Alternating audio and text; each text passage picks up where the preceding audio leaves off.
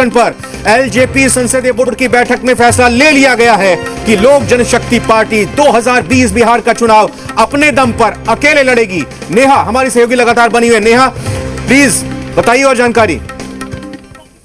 जी रविंद्र, मेरी आवाज आ रही है? बिल्कुल, पीटीआई के हवाले से खबर आ रही है, आपकी आवाज आ रही है। रविंद्र, मैं जिस तरीके से लगातार कह रही हूँ आप, क्योंकि 143 सीटों पे जैसे ही 12 जनपद में जो आज माहौल भी बन रहा है और लगातार 3 दिनों से जो माहौल बन रहा है वो यही कि पार्टी अपने दम पे चुनाव लड़ने के लिए अब पूरे तरीके से तैयार है। और जिस तरीके से हमारे पास खबरें भी आ रही है वो यही कि पार्टी 143 सीटों पे चुनाव लड़ने के लिए तैयार है और बहुत जल्दी पार्टी औपचारिक तौर पर यह घोषणा भी करेगी कि 143 सीटों पे पार्टी चुनाव अपने दम पे लड़ेगी। अब लोजपा कहीं भी एनडीए में बिहार में हिस्सा नहीं है। लोजपा बीजेपी के साथ नहीं चुनाव लड़ रही है, लोजपा जेडीयू के साथ चुनाव नहीं लड़ रही है, लोजपा अपने दम पे 143 सीटों पे चुनाव लड़ेगी। बहुत जल्द औपचारिक घोषणा ये होगा, चिराग पासवान आएंगे और वो मीडिया वालों को संभवतः बताएंगे जरूर, लेकिन जो अंदर खाने से खबर आ रही है वो यही कि पार्टी 143 सीटों पे अपने दम पे चुनाव लड़ने के लिए तैयार है और 56 सीटों पे, लगभग 56 सीटों पे पार्टी आज संभवतः ये घोषित कर देगी कि आज कौन कौन से वो विधानसभा क्षेत्र रहेंगे जहां पे पार्टी चुनाव लड़ेगी अपने दम पे। 56 सीटों का एटलीस्ट ऐलान हो जाएगा आज की वो कौन सी सीटें रहेंगी जिसपे पार्टी अपने दम पे चुनाव लड़ने के लिए तैयार है। संसदीय बोर्ड जो कि किसी भी पार्टी का सबसे बड़ा, ये कहें कि संगठन होता है, सबसे बड़ा आधिकारिक तौर पर ये होता है। रजनीश भी जुड़ गए हैं पटना से हमारे साथ। रजनीश, एलजेपी अपने दम पर 143 अपने दम पर लड़ेगी, अकेले चुनाव लड़ेगी, दो चीजें इसमें हो जाती हैं। क्या सिर्फ एलजेपी बिहार में अलग हो रही है एनडीए से या केंद्र में भी अलग हो रही है? और दूसरी बात, ये 143 सीटों पर लड़ने का मतलब ये कि क्या आप बीजेपी के अगेंस्ट अपने उम्मीदवार खड़ा नहीं करेंगे, और अगर नहीं करेंगे तो फिर जेडीयू को एक्सेप्ट कैसे होगा? देखिए, बिहार का मसला जो है यहाँ पे इसी बात को लेकर जेडीयू कई दफ़ा आपत्ति जताई थी और बंद कमरे में जब अंदर खाने बातचीत हो रही थी बीजेपी और जेडीयू के बीच, ये बातें कई बार उभर कर सामने आई और यही वजह है कि इस मामले को सुलझाने में इतना टाइम लगा है। अब जबकि 3 बजे मामला जो है यहाँ पे एलजेपी के पाले में गेंद था।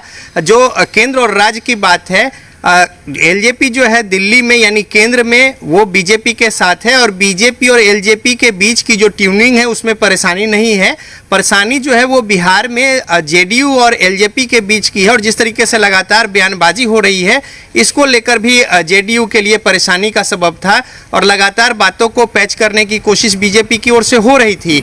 लेकिन अब जबकि समय बिल्कुल भी नहीं बचा है और ऐन मौका पे फैसला लेना ही था, हालांकि बीजेपी की अंत तक कोशिश थी कि मामला सुलझ जाए, लेकिन एलजेपी ने जब फैसला लिया है तो जाहिर तौर पे जो 143 सीटों की बात कही जा रही है, 100 वैसे सीट जहां पे जेडीयू चुनाव लड़ेगी, अगर मान के देखें उनका स्ट्राटा जो है बीजेपी और जेडीयू का सामने आना बाकी है, उस स्थिति में जेडीयू के खिलाफ एलजेपी उम्मीदवार देगी, जबकि जहां जहां बीजेपी के उम्मीदवार हैं वहां पे एलजेपी उम्मीदवार नहीं देगी। तो ऐसे में जाहिर तौर पे अब ये मामला जो है आगे बढ़ गया है और एनडीए में जो एक करने की कोशिश जो चल रही थी उस पर कई सारी बातें हैं और अब विपक्ष भी यहाँ पे है। बीजेपी नहीं चाह रही थी एलजेपी अलग हो जाए, कल वीआईपी महागठबंधन से अलग हो गई, आरएलएसपी और हम उससे पहले अलग हो चुके हैं और अब एनडीए को भी झटका लगा है इस तरीके से कि उनकी एकता कहीं ना कहीं यहां पर टूटती हुई, बिखरती हुई नजर आ रही है। एलजेपी ने फैसला ले लिया, लगातार बीजेपी की मीटिंग में नजर बनाए हुए हैं। दिल्ली में हमारे सहयोगी, हमारे संवाददाता हितेन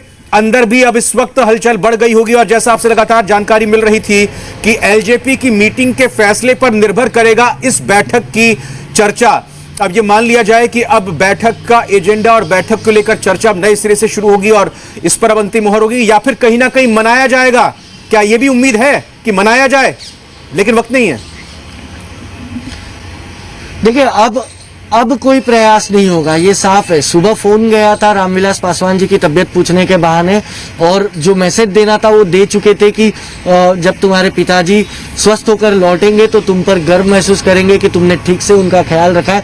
ये एक बहुत बड़ा मैसेज था चिराग पासवान के लिए। वो मैसेज दे चुके थे, जो मनाने का था वो मनाने का वक्त अब जा चुका है। अब एलजेपी की जो नाराजगी है वो नाराजगी बीजेपी से नहीं है, वो साफ दिख रही है, वो नाराजगी जेडीयू से है। पिछले 6 महीने से ये नाराजगी जो है जेडीयू से चल रही है और एलजेपी लगातार पहले दिन से ही चिराग पासवान लगातार अपने कार्यकर्ताओं के, अपने नेताओं के जरिए मीडिया में ये मैसेज पहुंचा रहे थे कि वो भाजपा के सामने अपने एक भी उम्मीदवार खड़े नहीं करेंगे। हाँ। वो जेडीयू के सामने उम्मीदवार खड़े करेंगे। यानी कि अब चिराग ने फैसला तो लिया है कि अकेले 143 जी, सीटों पर बड़ी बात कही लड़ेंगे, आपने। लेकिन उन्होंने ये फैसला नहीं लिया है कि वो सरकार से बाहर हो रहे या नहीं। नेहा, आप एनडीए बीच में की मेरे को सरकार से इंटरप्ट बाहर हो करके रहे आ या सकती नहीं, है क्योंकि ये आपका फैसला ऑडियो नहीं ऑन है, लिया। लेकिन मैं पहले रजनीश के पास जाते हुए पूछ रहा हूं जो जितेन ने बात कही। रजनीश, मोदी से बैर नहीं, नीतीश खैर नहीं, ये जो नारा, ये जो पोस्टर जारी हुआ है, अब उसी के इर्द गिर्द एलजेपी का चुनाव आगे बढ़ने वाला है। देखिए, ये तो एक कार्टून था महज, और लेकिन जो बातें हैं यहाँ पे निकल कर आ रही है। जेडीयू भी अपनी ओर से आश्वस्त होना चाहती थी जी। और जिस तरीके से लगातार एलजेपी का रवैया था, इसको लेकर जेडीयू में संशय की स्थिति थी। अब जबकि चुनाव परिणाम सामने आ जाते हैं, जेडीयू उसके बाद की परिस्थिति को भी देख रही थी और ऐसे में वो आश्वस्त होना चाहती थी। चूंकि देखिए, ये राजनीति है और राजनीति में हर कोई अपना कदम फूंक कर चलता है, लिहाजा जेडीयू भी अपने ओर से कदम फूंक कर चल रही थी। और यही वजह है कि 14-15 वैसे सीटों पे उंगली रख दी थी जेडीयू ने, जिसको लेकर बीजेपी की परेशानी बढ़ रही थी, जिसको सुलझाने में कल पूरा दिन बीजेपी और जेडीयू को लगा। तो जो परिस्थितियां बन रही थी और एलजेपी का जो रुख होगा, उसके बाद आफ्टर एलजेपी के रिवील करने के बाद जो उनके मत है उसके व्यक्त करने के बाद किस तरीके से बीजेपी और जेडीयू आगे बढ़ेगी, इसका भी प्लान 2 तैयार रखा गया है। तो अब जबकि स्थिति सामने आ गई है, तो बीजेपी और जेडीयू अपना अंदर खाने जो उनकी बातचीत हुई है सीटों को लेकर, वो सामने आएंगे। दूसरी बात, एलजेपी की ओर से अगर बात कर ले तो एलजेपी के सामने परेशानी ये थी कि उन्हें जो सीट ऑफर किया जा रहा था वो वैसे सीट थे जो कि कहीं से भी मुफीद नहीं थे एलजेपी के प्रत्याशियों के लिहाज से। बात आप बता रहे हैं, आप बिल्कुल ये अंदर की बात बता रहे हैं एलजेपी के लिए, लेकिन बाहर की बात जो निकलकर सामने आ रही है नेहा, वो ये कि एलजेपी अपने दम पर अकेले चुनाव लड़ेगी और वो कहा यह जा रहा है कि नीतीश का नेतृत्व उनको मंजूर नहीं है।